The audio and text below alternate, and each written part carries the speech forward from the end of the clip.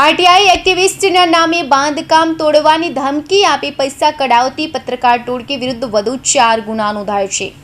Surat police દ્વારા RTI એક્ટિવિસ્ટના નામે બાંધકામ તોડવાની ધમકી આપી બળજબરીથી પૈસા કઢાવતી પત્રકાર ટોળકી વિરુદ્ધ અઠવા પોલીસ મથકમાં વધુ 4 ગુના નોંધાયા છે, જેમાં સચિન પટેલ, સાકિબ મુનાફ જરીવાલા, રૂબીના સાકિબ જરીવાલા, રમેશ જહાંગીર અને ફિરોઝ શેખ સામે ગુના દાખલ કરાયો છે। તો અત્યાર સુધી કુલ 17 ગુનાઓ નોંધાયા હોવાનું એસઓજીના ડીસીપી રાજદીપસિંહ નવકુમે જણાવ્યું હતું।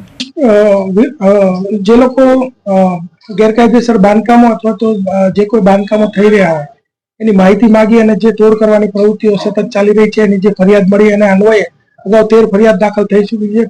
તે ઉપરાંત ગઈકાલે પણ 4 વધારે ફરિયાદ દાખલ થઈ છે। એમાં એક ફરિયાદ જે છે એના ફરિયાદ છે અંસાર અહેમદ મેમણ, ઉંમર વર્ષ 46, એની મન્નત નામની જે સાઇટ છે એના ઉપર સાકિબ જરીવાલા કરીને જે સિટી ન્યૂઝ ટુડે ચલાવે છે તેઓ ત્યાં જઈ અને એને જણાવે છે કે તમે ગેરકાયદેસર બાંધકામ કરી રહ્યા છો અને અમે તમારું બાંધકામ પડાવી દઈશું એમ કરીને એને ધમકી આપે છે।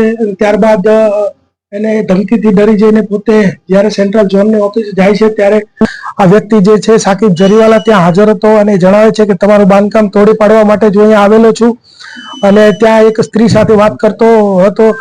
જે સ્ત્રીને બતાવે છે કે અમારી પત્ની છે રૂબીનાબેન, અહીંયા એ નોકરી કરે છે અને ઉચ્ચ અધિકારીઓ સાથે એને સંપર્ક છે એટલે તમારું બાંધકામ ક્યારે બચવાનું છે નહીં। ત્યારબાદ આ વ્યક્તિ જે છે એ બાંધકામની સાઇટ ઉપર આવ્યો અને ત્યારે એને 1.5 લાખ રૂપિયા માંગ્યા અને ત્યારબાદ કોઈ પણ રીતે આ વ્યક્તિથી છુટકારો મેળવવા માટે અંસાર અહેમદ મેમણે એને 50,000 રૂપિયા આપી દીધેલા અને 50,000 રૂપિયા આપ્યા બાદ પણ આ વ્યક્તિ સતત એની પાસે પૈસાની માંગણી કરતો હતો અને બીજા 50,000 રૂપિયા લઈ ગયો હતો। ત્યારબાદ જાન્યુઆરી 2023ના જાન્યુઆરી મહિનાની અંદર એ આવ્યો અને કીધું કે હજી 50,000 રૂપિયા તારે આપવા પડશે, સતત હું જ્યાં સુધી કહું નહીં ત્યાં સુધી તારે પૈસા આપવા પડશે। એની પત્ની રૂબીનાબેને પણ એવું કહેલું કે ભાઈ તારે જ્યારે આ સાકિબ જરીવાલા આવે ત્યારે પૈસા આપવા પડશે। પછી એને ના પાડી કે ભાઈ હવે હું પૈસા નહીં આપું। ત્યારબાદ જે સાકિબ જરીવાલા છે એની પાસે રહેલું ચપ્પુ એના ગળે મૂકી અને કીધું ભાઈ પૈસા તો તારે આપવા જ પડશે ને જ્યારે આવું ત્યારે પૈસા તારે આપી દેવા પડશે એમ અપમાનિત તેને કર્યો અને ત્યારબાદ તેની પાસે જે 5,000 રૂપિયા હતા એ કઢાવી લીધા। આવી ફરિયાદ જે છે એ ગઈકાલે દાખલ થઈ છે। તે ઉપરાંત બીજી 3 ફરિયાદ જે છે એના ફરિયાદી છે નરેશ જરીવાલા કે જેઓ પોતાનું જૂનું જર્જરિત મકાન હતું તેઓ પોતાનું મકાન પાડીને પોતાનું મકાન 2023થી એમને બાંધકામ કરવાનું ચાલુ કરેલું। એને પોતાનું જ મકાન બનાવવાનું, તે કોઈ કોમર્શિયલ પ્રોજેક્ટ નહોતા ચલાવતા। તો તેને અલગ અલગ જુદા જુદા પત્રકારનો સ્વાંગ રચી અને આરટીઆઈ એક્ટિવિસ્ટના ઓળખાણ આપી એ લોકો એને ડરાવતા ધમકાવતા। એમાં એક સચિન પટેલ જે છે અસ્મિતાનો પત્રકાર જે પોતાને ઓળખાવે છે તેણે એવી એક સમાચાર છાપ્યા કે ભાઈ ગાંજાવાલાને 10 લાખનો વહીવટ કર્યો છે અને મોનિકા બેનને 5 લાખનો વહીવટ કર્યો છે। આવા બધા સમાચારો છાપી બતાવી અને એની પાસેથી 10,000 રૂપિયા પડાવ્યા।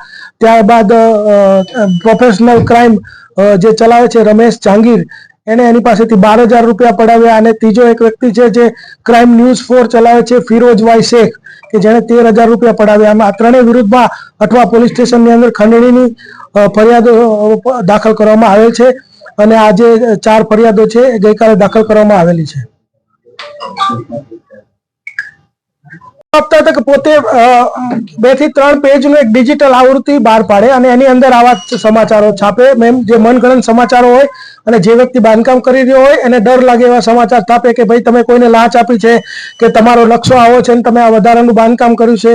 એવી રીતે એને સમાચારો છાપી અને સમાચારના કટ કોપી પેસ્ટ કરી અને વિવિધ જગ્યાએ વાયરલ કરતા અને પછી એ લોકોનો કોન્ટેક્ટ કરતા કે જો તમે મને પૈસા નહીં આપો તો વધુમાં વધુ જગ્યાએ તમારો ફેલાવો થશે અને તમારું બાંધકામ તોડી પાડવામાં આવશે।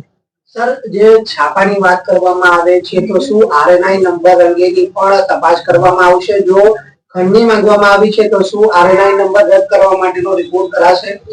આરએનઆઈ નંબરની ચોક્કસ તપાસ કરવામાં આવશે, પરંતુ આમાં મારે એક વસ્તુ ઉમેરવાની છે કે અગર આરએનઆઈ નંબર લીધેલો હોય છતાં જો કોઈ ખંડણીખોરો છે તો એનું પેપર પણ રદ કરવામાં આવશે અને એના ઉપર તો કાયદેસર કાર્યવાહી કરવામાં જ આવશે। સર, એક સિટી ગોલ્ડની પણ ચેનલની વાત કરવામાં આવી છે તો આ સંસ્થાના માલિક વિરુદ્ધ તદુપરાંત જે લાયસન્સ અંગેની કઈ રીતે તપાસ કરાશે? લાયસન્સ અંગેની માહિતી જે છે એ કલેક્ટર ઓફિસ અને માહિતીના જે નિયામક છે એની પાસેથી માંગવામાં આવે છે, અને જો એ લોકોને પણ અમે જે તપાસમાં જે રીતે નીકળશે એ રિપોર્ટ કરીશું ને કાયદેસરની કાર્યવાહી કરાવીશું.